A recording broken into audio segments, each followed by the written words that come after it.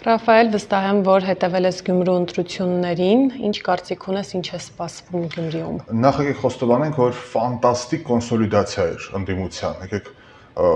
ճշտին ճիշտ ասենք, որ մենք մեղադրում ենք, չէ՞, մեր ժողովրդին միասնական չեն, այս չեն, այն չեն, շատ ճիշտ ուժերի բաշխում է տեղի ունեցել, ինչի իշխանության մեծագույն բացթողումն էր, որովհետև ընդդիմությունը մի քանի ֆրոնտով կարողացավ մասնակցել ընտրության եւ տեսեք ահա արդյունքները։ Իհարկե օրվա հիմնական ինտրիգը պարոն Մարտուն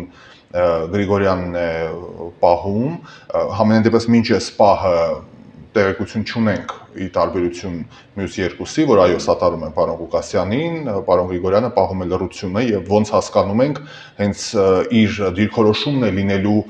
վճռականը, բայց այստեղ մի քանի դիպված կա, որին ուզում ուշադրություն դարձնենք, նայեք, այդքան էլ միանշանակ չէ։ Եթե երկուսը արդեն հայտարարեցին, որ իրանց հիմնական նպատակը ՔՊ-ին Գյումրի իշխանությունից զրկելն է, ապա ամենայն լրջությամբ նաև ասենք, որ մնացած հարցազրույցում էր պարոն Գրիգորյանը ասում էր, որ ինքը ՔՊ-ի դեմ է եւ այլն, բայց մենք գիտենք, ամենադեպս գյումրեցիներն են փաստում, որ տասնամյակների կոնֆլիկտ կա Ղուկասյան, Գրիգորյան, հա, ինչ որ sense ներքին ինչ որ խմորումներ կան եւ ինչպես պարոն Ղուկասյանն է ասում, գյումրեցին պանյատով ապրող ժողովուրդ է, ուստի ոչ միանշանակ կլինի պարոն Գրիգորյանի դիրքորոշումը, ինչ անել Ինչ տարբերակներ կան։ Դե նկատի ունեմ միանալ ՔՊ-ին բացառվում է, հասկանում եք, որտեղ ողջ իր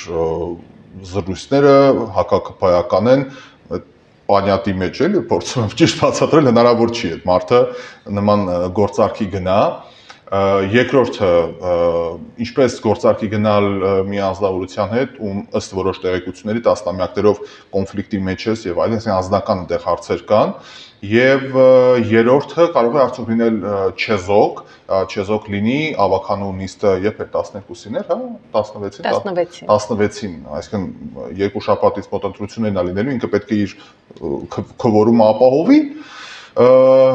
Այստեղ որ գալիս է 4-րդ տարբերակը, քվորում չապահովելով, քաղաքական ճգնաժամ ստեղծելով, Գրիգորյանը եւ իր թիմը կարող է հասնել նրան, որ օրինակ Գյումրիում չկարողանան ընտրել քաղաքապետի եւ փաստորեն լուծարվի ավականին եւ գնան արտահերթ ընտրության, որը իմ կարծիքով ֆանտաստիկ տարբերակ կլինի էլի Ղուկասյանին ցիտելով պանյատի մեջ, որովհետեւ մարդը, որ sense բարքերով ապրող անձնավորությունն է, ճիշտ է, SNN-ն, փաստորեն չի համագործակցում անձնական հարցեր ունեցող մեկի հետ, չի համագործակցում քաղաքական ուժի հետ, ում ընդդիմախոսում է եւ ստեղծում է մի իրավիճակ, որտեղ գնում ենք նոր ընտրության, ավելի կենտրոնացած ուժերով, փաստորեն երկու ճակատով էլի կլինի ընդդիմություն եւ իշխանություն, գյումրեցիները ընտրություն կանի, տեսնենք ում է ընտրում։ Տեսնենք ինչ որոշում կայացնի պարոն Գրիգորյանը, բայց այս պարագայում ինտրիգը իրենն է, ինքն է հանգուցալուծելու, ոնց որ որոշի։ Այսինքն ընտրություններ նորից նոր ընտրությունների գնալը ամենահավանական տարբերակն է, հա, Դե մենք Ղուկասյանին այսօր շատ ցիտեցինք, պարոն Ղուկասյանը շատ է սիրում այդ բառը պանյատ, իմ կարծիքով ամենաճիշտը դա կլինի ու իդեպ Գրիգորյանը կարող լինի շատ ավելի մեծ հեղինակություն, որովհետև ինքը ոչ մեկին ձեռ չպարզելով հանգուցալուծում է հայրաքաղաքի քաղաքական ճգնաժամը, դա կլինի ֆանտաստիկ, մենք պես որ տեսնենք ոնց կդասավորվի։ Դե ինչ սպասենք, շնորհակալություն։